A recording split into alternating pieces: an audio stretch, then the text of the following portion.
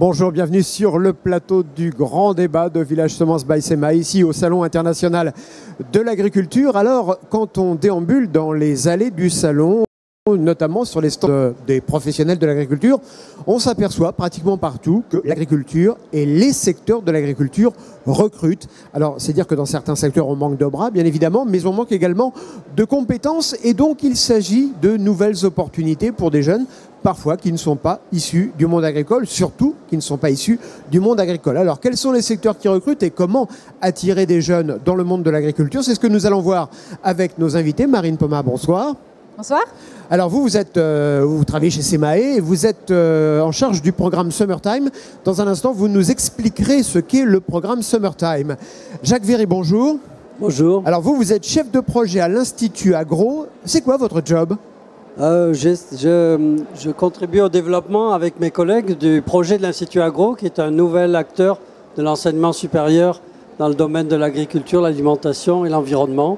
Et vous nous expliquerez tout à l'heure justement comment vous faites venir des jeunes. Tony Doré, bonsoir. Bonsoir. Vous êtes boulanger à Paris. Et alors si on vous a demandé de venir, c'est parce que finalement vous êtes au bout de la chaîne. C'est ça, ouais. Mais vous n'êtes pas que, j'allais dire, qu'un client des meuniers, qu'un client des producteurs de blé. Vous avez aussi des exigences et vous êtes aussi dans ce qu'on appelle la transmission du savoir. Exactement. Si demain on veut toujours avoir du bon pain et aller chez son boulanger artisan, il faut qu'aujourd'hui, je forme et je transmette le savoir-faire à nos jeunes de demain. Alors Marine, on va commencer avec vous. On va parler de Summertime. C'est vrai que c'est une façon déjà de vous faire connaître les métiers des semences qui sont au début de tout. Hein, ça c'est clair. C'est né comment? Expliquez-moi un petit peu. Summertime, en fait, c'est un site internet qui met en avant une vingtaine de métiers de la filière semences qui recrutent parce que voilà, nos professionnels en ont besoin de futurs candidats pour cette filière. Alors vous avez fait un petit clip de présentation, on va le regarder, on se retrouve dans un instant. Très bien.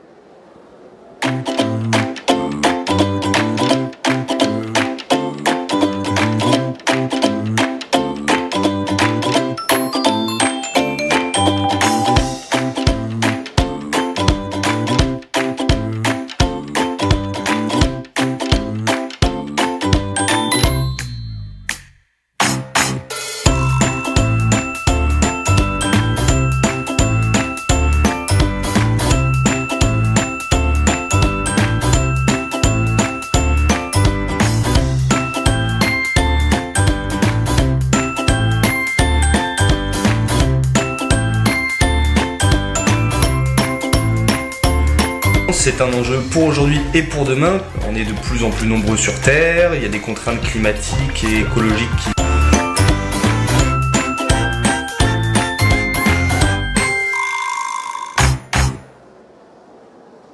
Alors c'est vrai, Marine, on le voit, il y a un synthé dans ce petit clip qui dit « Explorer les possibles ».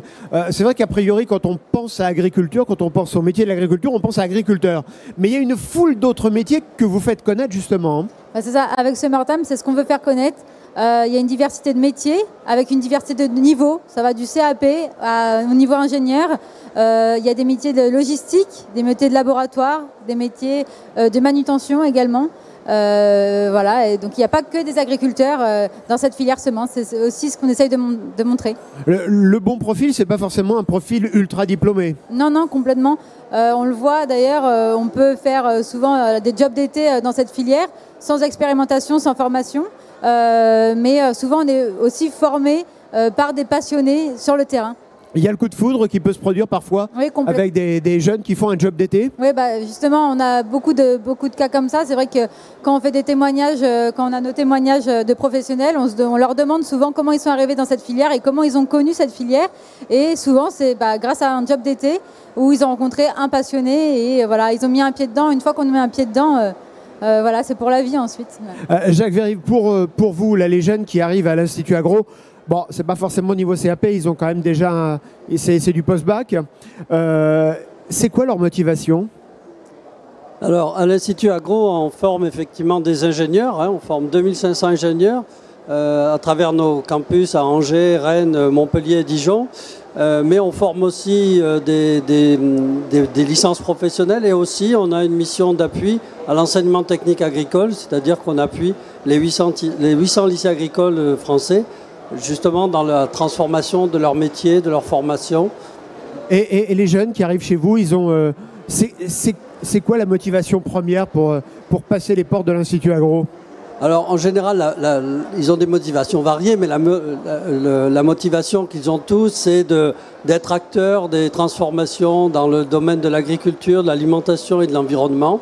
Donc ça, c'est avec ça qu'ils arrivent. Et ensuite, ils ont l'occasion de se former dans un certain nombre de secteurs, et notamment celui des semences, puisque nous avons 3 formations d'ingénieurs à Rennes, Angers et à Montpellier dans ce secteur-là. Et vous avez des partenariats avec les entreprises, on en parlera tout à l'heure. Tony, même chose pour vous, les motivations des jeunes, parce que vous avez des apprentis, et globalement vous avez un point commun avec les agriculteurs, c'est la dureté du métier, parce que c'est vrai que l'agriculteur, il compte pas ses heures, et vous non plus, quand il faut sur les coups de quelle heure ? 1h du matin, 2h du matin ? Non, maintenant on a évolué un petit peu, on a des chambres de fermentation, mais à 3h, généralement à 3h, on est dans le labo et on commence à travailler la pâte parce que la pâte est levée, on peut la mettre au four ou parce qu'il faut tout simplement la façonner pour que nos clients à l'ouverture 6h en principe puissent être satisfaits de nos produits achalandés dans nos vitrines. Et vous trouvez des apprentis, parce qu'on dit qu'en ce moment il y a un vrai problème de recrutement sur tous ces métiers, les métiers de bouche, oui. Les métiers de la restauration, de la boulangerie, de la charcuterie. C'est vrai que c'est assez difficile puisque c'est des métiers qui font un petit peu peur, qui impressionnent de par les horaires, de par la dureté, comme vous le disiez. Ce n'est pas les seuls en boulangerie, mais c'est vrai qu'on travaille les jours fériés, les dimanches, on se lève tôt, on fait des heures supplémentaires. Maintenant, en règle générale, on est toujours récompensé par nos employeurs. Et dans tous les cas, si on se lance dans cette filière, que ce soit agriculteur, meunier ou boulanger, comme le disait mademoiselle, c'était tout simplement un métier passion, un métier du cœur. Et sans la passion, l'envie de donner aux autres, forcément, on ne reste pas dans cette filière. Marine Poma, est-ce qu'il y a des métiers en tension aujourd'hui dans le secteur des semences, métiers où on a vraiment besoin d'urgence de collaborateurs ? Oui, complètement. Donc le Summertime, c'est vrai qu'a été créé pour ça, a été créé avec des professionnels qui nous ont cité des métiers vraiment en tension, comme les techniciens qualité, techniciens semences, d'expérimentation, tous les métiers de laboratoire également, de recherche. C'est des métiers aujourd'hui où on recherche. Et comme je le disais tout à l'heure, est-ce qu'il faut forcément être issu d'une famille du monde rural, du monde paysan, du monde agricole pour trouver un travail dans le monde de la semence ou pour rentrer à l'Institut Agro ? Non, pas du tout. Même, je pense qu'ils ne sont pas tous issus du milieu de l'agriculture. Au contraire, il y a beaucoup de formations de terrain également. C'est des métiers où on peut être un jour dans les champs, un jour dans les bureaux, un jour en usine. C'est jamais la même chose tous les jours. Et c'est peut-être pas mal aussi de ne pas être issu du monde agricole parce qu'on n'a pas la pesanteur de l'histoire familiale, l'histoire professionnelle. Complètement, et en fait c'est ça aussi qui nous motive, on apprend tous les jours. De toute façon, c'est un métier où on apprend tous les jours, c'est toujours en développement et c'est toujours à la pointe de la technologie aussi. Jacques Verrier, quelle est la proportion à l'Institut Agro de jeunes issus du monde rural et de citadins ? La grande majorité sont des étudiants qui ne viennent pas de l'agriculture, ils viennent beaucoup du monde rural, mais il y a énormément de citadins. Et donc, c'est les étudiants qui viennent chez nous et qui ensuite se destinent au secteur de la semence sont attirés par les sciences du vivant et c'est ça qui les amène en général. Parce qu'aujourd'hui, votre quotidien, c'est effectivement les sciences du vivant, c'est ces nouvelles technologies aussi qui vont bientôt rentrer qui sont déjà rentrées chez certains semenciers, mais qui vont bien probablement se généraliser. Donc il y a des challenges qui sont formidables. Oui, donc les métiers de la semence en particulier sont très intéressants pour ça parce qu'ils vont combiner les sciences du vivant, de plus en plus les sciences de la donnée. Il y a beaucoup d'informatique dans ces secteurs-là. Et puis les sciences du développement durable, enfin plus largement l'économie, l'agronomie, etc. Tony, justement chez vous, dans les boulangeries, ils ont quel profil aujourd'hui les jeunes que vous recrutez? D'ailleurs, est-ce que vous ne recrutez que des jeunes? Parce qu'on a l'impression aussi que dans votre métier, il y a actuellement des anciens cadres, que le Covid est passé par là, ils en ont ras-le-bol de leur bureau et ils se mettent à faire du pain. C'est vrai, j'ai envie de dire, on a plutôt le vent en poupe au niveau de la formation, du recrutement tout de même si on sait que c'est difficile, on en parlait à l'instant. Les profils sont de plus en plus âgés, entre guillemets. Hein. On est plus sur des jeunes majeurs ou alors carrément des quarantenaires, trentenaires, quarantenaires qui plaquent tout et qui se disent « Allez, je vire de bord totalement, je me lance, j'ai envie de faire un métier manuel, ça me plaît. » Le Covid est passé par là, on a tous entendu que tout le monde faisait son pain à la maison. Alors, il y en a beaucoup qui ont baissé vite les bras puisqu'ils se sont vraiment rendus compte que c'était quand même un vrai métier, certes. Et les plus perspicaces et ceux qui étaient vraiment les plus motivés ont trouvé quelque chose d'intéressant, le côté vivant en fait de la matière et la diversité aussi des produits que l'on travaille, puisque là on va peut-être en parler tout à l'heure. Vous avez amené des pains que vous avez confectionnés, élaborés dans la journée. J'ai apporté des pains que j'ai confectionnés avec mes jeunes apprentis sur le stand intercéréales durant tout le salon.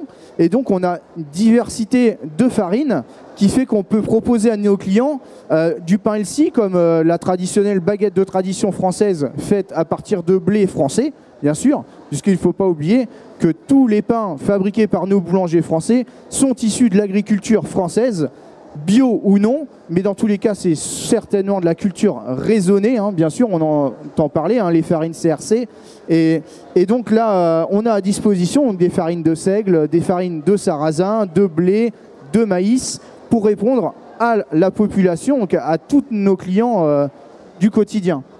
Alors, on voit le profil des jeunes qui viennent, mais il y a un problème majeur, notamment dans le monde de l'agriculture, c'est celui de la transmission à la fois des exploitations, mais aussi du savoir-faire. Et c'est justement ce que nous allons aborder désormais avec le reportage qui a été réalisé il y a quelques jours par les équipes de Village Semences. Regardez plutôt.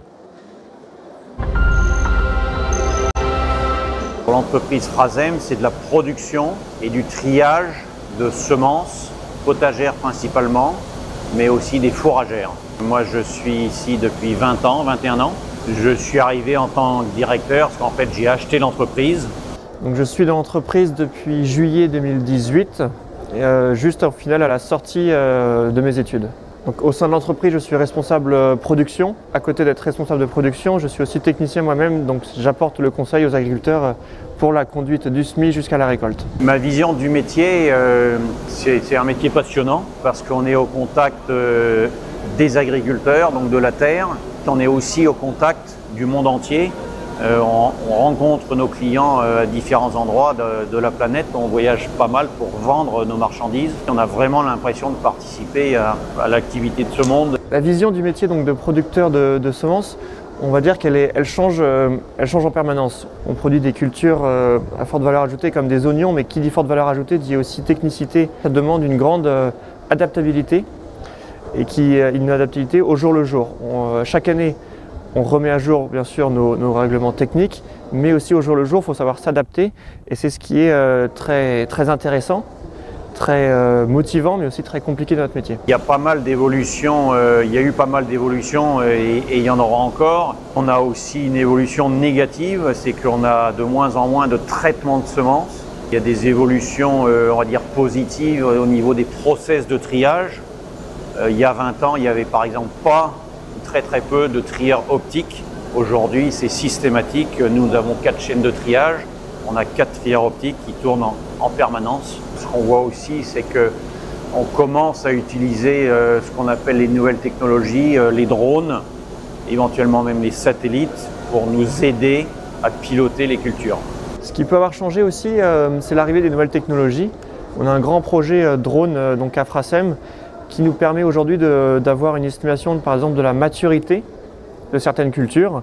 Avant, nous faisions des comptages, des prélèvements à la main et ensuite nous passions sur une machine pour avoir un taux de chlorophylle sur certaines cultures dans la plante et ce qui nous permet ensuite d'estimer la date de récolte. Aujourd'hui, on peut directement passer avec un drone, ce qui permet d'avoir directement la carte entière de la parcelle et parfois d'avoir des décisions sur des dates de récolte différentes en fonction donc des zones de la parcelle et d'optimiser la germination de la culture. L'avenir, c'est l'abandon de certaines cultures. C'est peut-être des nouvelles cultures qu'on ne faisait pas ici avant et grâce au réchauffement climatique, peut-être des cultures qui vont se développer. L'avenir, c'est aussi de toute façon plus de technologie. Ça, c'est une évidence. Alors l'avenir du métier dans les prochaines années, je le vois beau en tout cas. Quand j'arrêterai dans quelques années, mon fils prendra complètement la relève et c'est une certaine satisfaction, effectivement, bien sûr, une certaine fierté, une certaine, je ne veux pas dire émotion, mais des sentiments positifs en tout cas, oui. Ce que je ressens quand on me pose cette question-là, c'est tout d'abord de la fierté de reprendre une entreprise familiale telle que Frasem. C'est beaucoup de travail, mais c'est aussi le soir quand on se couche et le matin quand on se lève, on est fiers de nous, quoi. On sait qu'on va accomplir des choses, on sait qu'il y a beaucoup devant nous à faire, mais c'est motivant. Le matin quand on se lève, voilà, on est motivé et c'est quelque chose d'important. Voilà, on sent la motivation dans la transmission. J'en profite pour faire un petit clin d'œil à nos reporters, Elvis et Simon, qui ont sillonné la France pour vous livrer tous les reportages que vous avez pu voir cette semaine sur le plateau de Village Semences. Marine, je me souviens il y a quelques années au Salon de l'Agriculture, lorsqu'on voyait des nouveaux tracteurs, des nouvelles technologies arriver, les fabricants de matériel me disaient « mais nous, on n'a surtout pas besoin de gens qui connaissent l'utilisation d'un tracteur, qui connaissent les champs. On a besoin de gens qui connaissent Internet, qui connaissent les jeux vidéo, qui connaissent les nouvelles technologies, les drones. » C'est encore le cas aujourd'hui ? Oui, complètement. C'est vrai qu'il y a beaucoup d'informatique maintenant. On a des nouveaux métiers qu'on appelle et donc du coup, il y a de plus en plus de métiers comme ça avec de nouveaux domaines. C'est comme ça aussi qu'on essaie de mettre en avant les métiers par rapport à des enjeux, par rapport on essaie de les intéresser aussi par des métiers de la nature, de l'environnement, de la technologie, etc. Et aujourd'hui, un jeune qui vient au Salon de l'Agriculture, est-ce qu'il peut, si ce n'est trouver un job, en tout cas avoir un premier contact qui permettra d'avoir une rencontre avec un professionnel qui saura peut-être le séduire ou en tout cas lui montrer que les métiers du vivant sont des métiers formidables? En tout cas, nous, on les incite aussi à faire des stages. C'est comme ça aussi qu'on découvre un peu, parce que souvent, c'est des métiers qui sont complètement méconnus. Faire des stages, se documenter, en apprendre plus et aller voir beaucoup de témoignages. Plus on va rencontrer des professionnels, plus on va en apprendre un peu plus sur le métier. Alors, Jacques Véry, je disais tout à l'heure au début de cette émission qu'il y a des partenariats aussi parce que vous n'êtes pas tout seul à séduire jeunes, vous avez des partenariats avec le monde du privé, c'est le cas notamment avec SEMAE. On va en reparler dans un instant, mais je voudrais que vous écoutiez les propos de Pierre Pagès sur ce partenariat, sur une chaire notamment que vous avez mis en place avec l'Institut Agro. On écoute Pierre Pagès, le vice-président de SEMAE. C'est aussi l'avenir et la continuité de nos métiers des semences. Donc, on a besoin que les jeunes nous rejoignent d'une certaine manière et pour ça, il faut qu'ils nous connaissent. Donc, on a besoin de communiquer autour de nos métiers, de communiquer autour de ce que les semences peuvent apporter. On a besoin aussi de faire connaître notre filière et de s'appuyer sur des écoles ou des filières d'enseignement pour le faire connaître. On a d'ailleurs mis ensemble un MOOC semences pour justement favoriser cette connaissance-là. Donc, on a aussi besoin des compétences futures que ces jeunes-là peuvent nous amener pour cette continuité-là et pour pérenniser nos métiers. On a besoin de chercheurs, on a besoin de producteurs, on a besoin de gens qui connaissent l'agronomie. Donc, et ça, ces jeunes-là peuvent nous amener une forme de continuité et de renouvellement aussi et de renouveau quand on est dans une période de transition comme celle qu'on a maintenant. Et c'est tout le sens qu'on donne à l'accompagnement qu'on veut faire de cette chaire. Jacques Véry, c'est quoi cette chaire alors finalement et ce partenariat public-privé? Alors, la chaire SEMAE est une des 20 chaires d'entreprise que nous avons à l'Institut Agro dans le cadre de notre fondation. Et donc, comme ça a été expliqué tout à l'heure, c'est pour créer un lien concret, dynamique entre un secteur professionnel, puisque derrière SEMAE, c'est toute une filière, et puis nos enseignants-chercheurs et nos étudiants pour construire ensemble, mieux se connaître, avoir des actions dans le domaine de la formation, de la recherche, de l'innovation et permettre en particulier à nos jeunes de s'intégrer quelque part dans le cadre de leurs études déjà dans un secteur professionnel. Vous leur apportez du concret, quoi, si je comprends bien. Du concret, apprendre en faisant, oui. Et aujourd'hui, des jeunes qui entrent à l'Institut Ingros, leur perspective de trouver un emploi à la sortie, c'est quel pourcentage? C'est jamais 100%, mais je peux dire que nos étudiants se trouvent un emploi rapidement dans les quelques mois qui suivent. Et plus particulièrement dans le secteur dont on parle, on est plutôt en manque d'étudiants par rapport à la demande professionnelle, enfin des métiers de la semence en France et à l'international. Par exemple, dans quel secteur on manque de bras ou des compétences, si je puis dire? En particulier dans le secteur de la sélection, de la production, enfin de l'accompagnement de la production de semences. C'est un des secteurs sur lequel et la chaire CMAE peut nous aider. On a besoin d'attirer un peu plus encore de nos élèves ingénieurs parce que ce sont des filières porteuses et ils n'ont aucun problème pour trouver un emploi derrière. Marine, pour les jeunes qui regardent, par exemple, qui vont sur le site Summertime, est-ce qu'il y a... ils peuvent se dire, si je fais ce job, si je prends cette direction, si je choisis cette filière, je vais forcément trouver un travail facilement. Est-ce que ça, c'est un rêve ou est-ce que c'est une réalité? Non, c'est une réalité. On a même en ligne un partenariat avec la PECITA. La PECITA, c'est le spécialiste des emplois agricoles. Donc, ils peuvent directement postuler sur notre site. Directement, où vous verrez qu'il y a une diversité de métiers qui recrutent en ce moment actuel.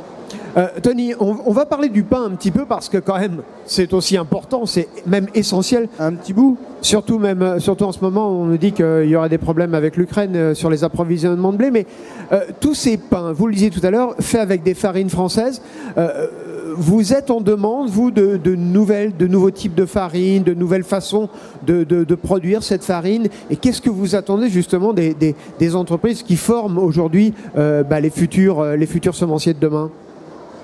Alors oui, la demande est de plus en plus importante. On voit que les boulangers ont une gamme de produits de plus en plus étendue pour répondre aux besoins des clients qui sont tous différents. Il y a des personnes qui sont de plus en plus intolérantes au gluten, et d'autres qui n'aiment pas le seigle, d'autres qui n'aiment pas le maïs, voilà. Mais en soi, on a besoin de tous ces acteurs en amont de cette filière pour pouvoir continuer à promouvoir derrière et satisfaire tout simplement la population, la France, mais aussi l'international, puisqu'il ne faut pas oublier qu'on a des céréales en France en grande quantité, si je parle du blé. Donc tout à l'heure vous parliez de l'Ukraine. Je pense qu'en termes de quantité de blé, on s'autosuffit largement et donc on n'a pas de risque de manquer de... On va pas manquer de pain demain, quoi. On ne manquera pas de pain demain, il faut se rassurer à ce sujet-là, il n'y a pas de risque. Mais tout ça pour dire que si on a du monde dans la semence, si on a du monde dans la recherche, si on a du monde dans la meunerie, on aura forcément de quoi faire du bon pain et donc continuer à pérenniser notre savoir-faire français artisanal en boulangerie, mais aussi dans la semence, puisqu'il me semble qu'on est plutôt bien placé en termes de qualité de semence en France. Bien placé en termes de qualité, bien placé aussi en termes d'exportation, puisqu'on est quand même, il faut le rappeler, et de temps en temps, ça fait du bien de le rappeler, premier exportateur mondial de semences. Jacques Verrier, en matière de formation, les jeunes qui sortent de chez vous, c'est de la formation théorique ou justement de temps en temps ils sont aussi, alors non pas sur le terrain dans les champs d'expérimentation, mais aussi chez les boulangers, dans les entreprises semencières ou chez d'autres acteurs du secteur? Ou est-ce que vous restez, j'allais dire, dans votre univers? Non, on forme des ingénieurs, donc ça veut dire qu'il doit avoir deux composantes. Une composante solide sur les bases, sur les méthodes qui leur permettent d'évoluer, d'innover, et aussi une composante pratique pour pouvoir être capable de faire et d'aider les autres à faire. Donc dans le cadre des formations, à travers les stages, à travers les formations en alternance, à travers des formations pratiques, on leur donne cet ancrage dans le pratique pour qu'ils aient... Vous les envoyez chez les boulangers, par exemple? Alors, on ne les envoie probablement pas assez chez les boulangers. Il faudrait. Mais on a des étudiants, vous savez, qui sont motivés par beaucoup de choses.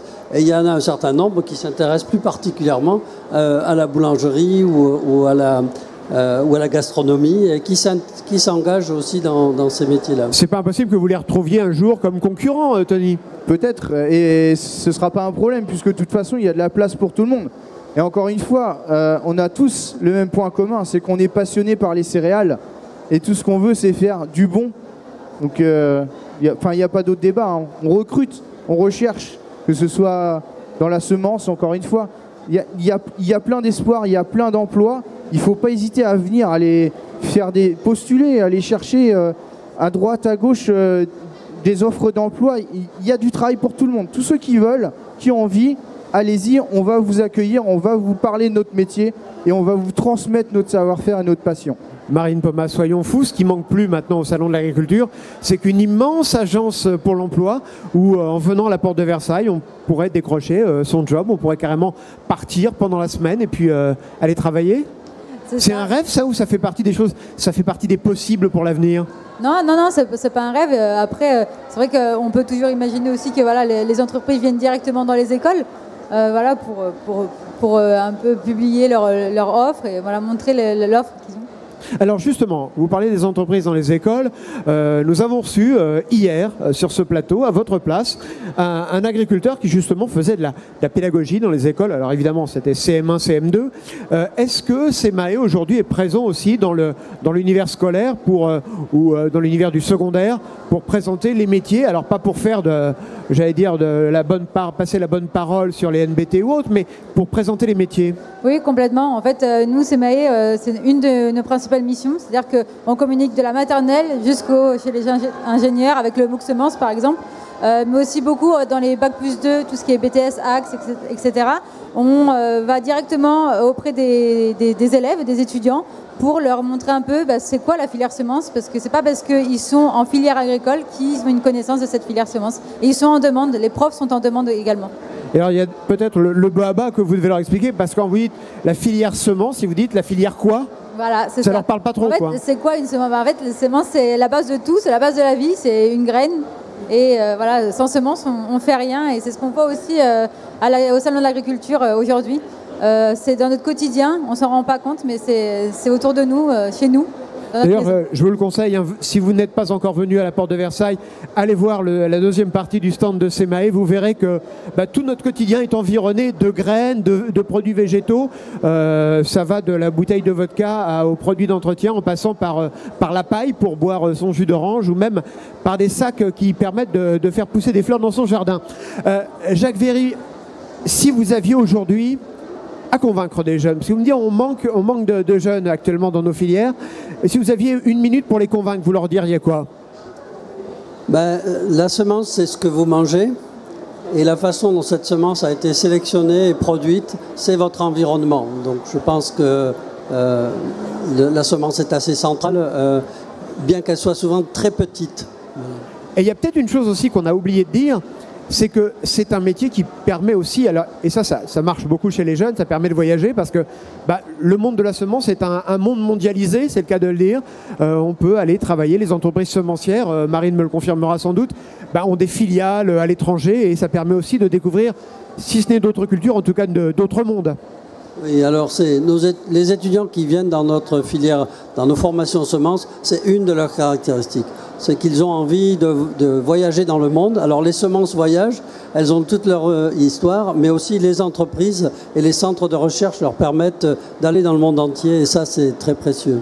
Tony, c'est aussi un des avantages de votre métier depuis pas si longtemps finalement.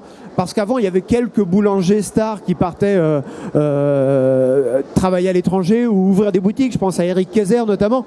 Aujourd'hui, vous êtes très nombreux, les boulangers, à vous exporter, parce que le pain, très très loin de nos frontières, c'est particulièrement tendance. Oui, on a la réputation d'être les meilleurs. On essaye de nous imiter, mais on n'arrive jamais à nous égaler. Et c'est pourquoi? Parce qu'on a les meilleures semences et les meilleures farines, on peut le dire. Vous avez répondu parfaitement à ce sujet, en fait. On a tout ce qu'il y a de mieux à disposition chez nous en France. Donc forcément, on ne peut pas nous imiter, c'est pas possible. Et regardez, vous voyez d'ailleurs les pains en ce moment à l'image, qu'est-ce que c'est beau. Il y a vraiment de tout là. Qu'est-ce que vous nous avez apporté? Il y a la baguette de tradition française, mais il n'y a pas que ça. Il n'y a pas que ça. Il y a un pain au petit épeautre, 100% petit épeautre, Très intéressant. Le petit épeautre est un des ancêtres du blé. Il était cultivé il y a des centaines d'années. On commence à le retrouver aujourd'hui pour ses qualités nutritionnelles. On a également de la tourte de seigle qui nous vient de la région Auvergne. La tourte de seigle auvergnate, typique et reconnaissable par son visuel craquelé naturellement. C'est une technique boulangère. Hein. On n'apprend pas ça en CAP, hein. On apprend ça après plusieurs années lorsqu'on a commencé à comprendre la fermentation et l'emploi des farines pauvres en gluten, puisque c'est très difficile, hein. Le seigle est pauvre en gluten. Et pour finir, un de mes pains coup de cœur du moment, le pain à base de farine de rouge de Bordeaux. Donc c'est une variété ancienne. On y vient de plus en plus. C'est aller chercher le goût d'autrefois, le goût d'antan, avec des matières premières très nobles, comme j'ai envie de dire, comme le pâtissier avec son chocolat grand cru. Eh bien, moi j'ai envie de dire que ça, c'est ma farine grand cru. C'est vraiment une semence au départ qu'on a remultipliée, qu'on a recultivée pour pouvoir produire. Et ce que disait Marie tout à l'heure, sans semence, on ne peut rien faire. Et là, on a la réponse. On a un pain à base de rouge de Bordeaux, une variété qui était un petit peu oubliée, perdue. Et aujourd'hui, on arrive à ressortir de nos fournils ce type de pain très goûteux, très typé, avec du caractère. Et ça fait vraiment plaisir, ça fait chaud au cœur. Donc merci à vous pour tout le travail que vous donnez en amont, afin que nous puissions sublimer après cette matière première qui est, à mon sens, de l'or blanc. Eh bien écoutez, merci beaucoup, ce sera le mot de la fin. Merci Marine Pomade, merci Jacques Véry et merci Tony Doré d'avoir participé à cette émission qui nous a donné à la fin un petit peu faim. Quant à moi, je vous retrouve très bientôt sur le plateau de Village Semence. À bientôt.